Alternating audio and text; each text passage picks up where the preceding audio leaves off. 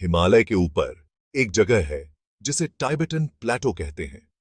इसे दुनिया की छत भी कहा जाता है। यहाँ की हवा पतली होती है। इसका मतलब है कि यहाँ सांस लेने के लिए कम ऑक्सीजन है। ज्यादातर लोगों को इस माहौल में रहने में बहुत दिक्कत होगी। टिबेटन प्लेटो एक बहुत ही कठिन जगह है। फिर भी लोग वहां हजारों सालों से रह रहे हैं। वो कैसे जीवित रहे हैं? इसका जवाब इंसानों की अद्भुत ढलने की क्षमता में छिपा है। ऑक्सीजन इंसानी जीवन के लिए बहुत जरूरी है। हमें इसे सांस लेने और अपने शरीर को चलाने के लिए इसकी जरूरत होती है। टिबेटन प्लेटो जैसी ऊंचाई पर हवा का दबाव कम होता है। इसका मतलब है कि हर सांस में ऑक्सीजन के कम कण होते हैं। ज्यादातर लोगों के लिए ऑक्सीजन की यह कमी एल्टीट्यूड सिकनेस का कारण बनती है। इसके लक्षणों में सिर दर्द, जी मिचलाना और चक्कर आना शामिल हैं। गंभीर मामलों में यह जानलेवा भी हो सकता है। लेकिन टिबेटन लोग कई पीढ़ियों से इस चुनौतीपूर्ण वातावरण के अनुकूल ढल गए हैं। हजारों सालों में टिबेटन लोगों के शरीर में बहुत बड़े बदलाव आए हैं। इन बदलावों ने उन्हें ऐसे वातावरण में फलने फूलने में मदद की है जो ज्यादातर इंसानों के लिए रहने लायक नहीं है। उनके शरीर ऑक्सीजन का इस्तेमाल करने में और भी कुशल हो गए हैं। ये बदलाव केवल एक्लाइमेटाइजेशन का मामला नहीं है, जैसा कि एक पर्वतारोही ऊंचाई पर अस्थायी रूप से अनुभव कर सकता है। ये पीढ़ी दर पीढ़ी चले आ रहे आनुवंशिक बदलावों का नतीजा है। टिबेटन लोगों में प्रमुख एडेप्टेशंस में से एक हीमोग्लोबिन से जुड़ा है। हीमोग्लोबिन लाल रक्त कोशिकाओं में पाया जाने वाला एक प्रोटीन है। इसका काम पूरे शरीर में ऑक्सीजन पहुंचाना है। टिबेटन लोग कम ऊंचाई पर रहने वाले लोगों की तुलना में कम हीमोग्लोबिन का उत्पादन करते हैं। यह सुनने में अटपटा लग सकता है। हालांकि अधिक ऊंचाई पर बहुत अधिक हीमोग्लोबिन का उत्पादन करना वास्तव में हानिकारक हो सकता है। यह रक्त को गाढ़ा कर सकता है, जिससे हृदय को पंप करने में कठिनाई होती है और जटिलताओं का खतरा बढ़ा जाता है। Section 5. A closer look at the heart. The heart is an incredible organ, tirelessly working to pump blood throughout our bodies.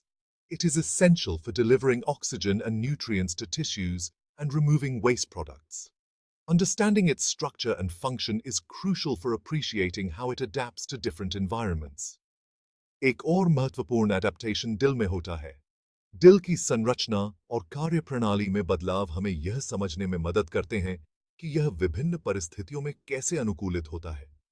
पतली हवा में टिबेटन लोगों का दिल ज्यादा अच्छे से रक्त पंप करने के लिए विकसित हुआ है। उच्च ऊंचाई पर हवा में ऑक्सीजन का स्तर कम होता है, लोगों की ठोके को, जिससे शरीर को अधिक मेहनत करनी पड़ती है। खास तौर पर बायां वेंट्रिकल, जो शरीर में ऑक्सीजन युक्त रक्त पंप करने के लिए जिम्मेदार होता है, टिबेटन लोगों में बड़ा होता है। यह अनुकूलन उन्हें कठिन परिस्थितियों में जीवित रहने में मदद करता है। यह बड़ा बायाम वेंट्रिकल दिल को हर धड़कन के साथ ज्यादा रक्त पंप करने की अनुमति देता है, हवा में ऑक्सीजन के निम्न स्तर की भरपाई करता है। यह सुनिश्चित करता है कि शरीर के सभी हिस्सों को पर्याप्त ऑक्सीजन मिल सके। यह सुनिश्चित करता है कि शरीर के ऊतकों को अधिक ऊंचाई पर भी ऑक्सीजन की पर्याप्त आपूर्ति हो। इस प्रकार टिबेटन लोगों का दिल एक उत्कृष्ट उदाहरण है कि कैसे मानव शरीर कठोर पर्यावरणीय परिस्थितियों के अनुकूल हो सकता है। यह अनुकूलन न केवल उनके जीवन को बनाए रखता है, बल्कि उन्हें उच्च ऊंचाई पर भी सक्रिय और स्वस्थ रहने में मदद करता है। Section 6. Passing on the gift. The Tibetan Plateau, with its breathtaking high-altitude mountains, is home to a unique and resilient community. Here, families have thrived for generations, adapting to the harsh environment in remarkable ways. ये अद्भुत adaptations केवल किसी व्यक्ति के जीवन काल में हासिल नहीं किए जाते हैं। ये अनुकूलन पीढ़ियों के माध्यम से विकसित हुए हैं। प्रत्येक पीढ़ी ने अपने पूर्वजों से कुछ विशेष गुण प्राप्त किए हैं। वे एक पीढ़ी से दूसरी पीढ़ी में आनुवंशिक रूप से पारित होते हैं। यह प्रक्रिया एक जटिल और धीमी गति से चलने वाली है, जिसमें समय के साथ छोटे-छोटे बदलाव होते हैं। प्राकृतिक चयन की इस प्रक्रिया ने उन व्यक्तियों का पक्ष लिया है जिनके गुण अधिक ऊंचाई वाले वातावरण में उनके जीवित रहने और प्रजनन की संभावना को बढ़ाते हैं। शिंबिय पिम्मिसा बात है अम्मती चीशी ओम्बी ये अशी के साथ साथ यह एक निरंतर चलने वाली प्रक्रिया है जो समय के साथ अनुकूलन को और भी मजबूत बनाती है। इन एडेप्टेशंस के लिए आनुवंशिक प्रवृत्ति वाले लोग जीवित रहने, प्रजनन करने और अपने लाभकारी जीन को अपनी संतानों को हस्तांतरित करने की अधिक संभावना रखते थे। यह सुनिश्चित करता है कि ये अनुकूलन लक्षण अगली पीढ़ी में भी बने रहें। पीढ़ियों से ये लाभकारी लक्षण टिबेटन आबादी में अधिक सामान्य हो गए। इस प्रकार एक मजबूत और अनुकूलित समुदाय का निर्माण हुआ है जो अपने वातावरण के साथ पूरी तरह से तालमेल बिठा चुका है। यह साइशिमधा पुंभा है। यह अनुकूलन की कहानी केवल जीव विज्ञान की नहीं है, बल्कि यह मानव धैर्य और अनुकूलनशीलता की भी कहानी है। Section 7 the role of culture. जहां जेनेटिक्स टिबेटन एडेप्टेशंस में महत्वपूर्ण भूमिका निभाती है, वहीं सांस्कृतिक प्रथाएं भी ऊंचाई पर उनके जीवित रहने में योगदान करती हैं। उदाहरण के लिए, पारंपरिक टिबेटन दवा में ऐसी प्रथाएं शामिल हैं जो लोगों को पर्यावरण की चुनौतियों से निपटने में मदद करती हैं।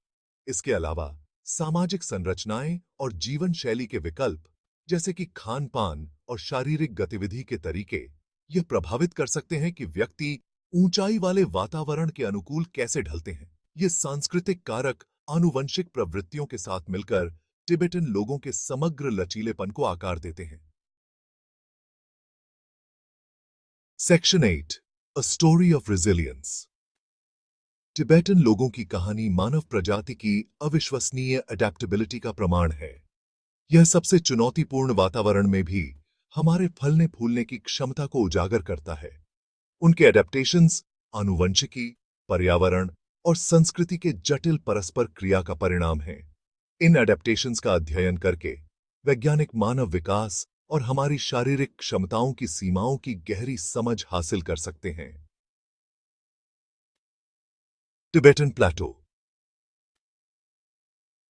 इस बात का अध्ययन करने के लिए एक प्राकृतिक प्रयोगशाला के रूप में कार्य करता है कि मनुष्य विषम परिस्थितियों के अनुकूल कैसे ढलते हैं।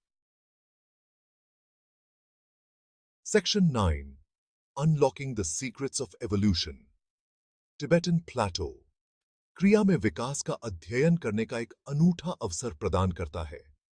इस ऊंचाई वाले वातावरण में मनुष्यों के अपेक्षाकृत हालिया आगमन, उनके सफल एडेप्टेशन के साथ प्राकृतिक चयन की गति और प्रक्रियाओं में बहुमूल्य अंतर्दृष्टि प्रदान करता है। टिबेटन एडेप्टेशंस के आनुवंशिक आधार को उजागर करके शोधकर्ताओं को इस बात की बेहतर समझ हासिल करने की उम्मीद है कि जलवायु परिवर्तन और नए वातावरण के उपनिवेशीकरण जैसी भविष्य की पर्यावरणीय चुनौतियों के लिए मनुष्य कैसे अनुकूल हो सकते हैं। Section 10 a testament to human adaptability. Tibetan लोग हमारी प्रजातियों के असाधारण लचीलेपन और अडेप्टेबिलिटी के प्रमाण हैं। ये लोग, जो दुनिया के सबसे ऊंचे और कठोर इलाकों में रहते हैं, ने अपने जीवन को इन चरम परिस्थितियों के अनुसार ढाल लिया है। उनकी कहानी आकर्षण और प्रेरणा दोनों का स्रोत है, जो हमें दिखाती है कि कैसे मानव आत्मा और दृढ़ संकल्प किसी भी चुनौती का सामना कर सकते हैं। उनके जीवन के हर पहलू में, चाहे वह पारंपरिक त्योहार हो या दैनिक कार्य, हमें उनकी अद्वितीय संस्कृति और धैर्य की झलक मिलती है, जो हमें विकास की अविश्वसनीय शक्ति और हमारे ग्रह के सबसे चरम कोनों में भी फलने फूलने की मानव क्षमता की याद दिलाती है। इन ऊंचाइयों पर, जहां ऑक्सीजन की कमी और कठोर मौसम की स्थिति होती है, वहां भी उन्होंने एक समृद्ध और जीवंत जीवन शैली विकसित की है। जैसे जैसे जैसे हम अपने आसपास की दुनिया का पता लगाना जारी रखते हैं और मानव अन्वेषण की सीमाओं को आगे बढ़ाते हैं, हमें यह समझना होगा कि इन लोगों ने हमें क्या सिखाया है। उनकी अनुकूलन क्षमता और जीवटता हमें यह सिखाती है कि हम भी अपने जीवन में आने वाली कठिनाइयों का सामना कर सकते हैं। टिबेटन प्लेटो से सीखे गए सबक निस्संदेह हमारी अच्छी सेवा करेंगे, क्योंकि हम अपने पर्यावरण के साथ सामंजस्य बिठाने के नए तरीके खोजते हैं। उनके पारंपरिक कृषि पद्धतियों से लेकर उनके शैक्षिक दृष्टिकोण तक हर चीज में हमें सीखने के लिए कुछ न कुछ मिलता है। हमारी अपनी प्रजातियों की हमारी समझ और पृथ्वी पर जीवन के भव्य ताने बाने में हमारे स्थान का मार्गदर्शन करेंगे। यह हमें याद दिलाता है कि मानवता की सबसे बड़ी ताकत उसकी अनुकूलन क्षमता और दृढ़ संकल्प में निहित है।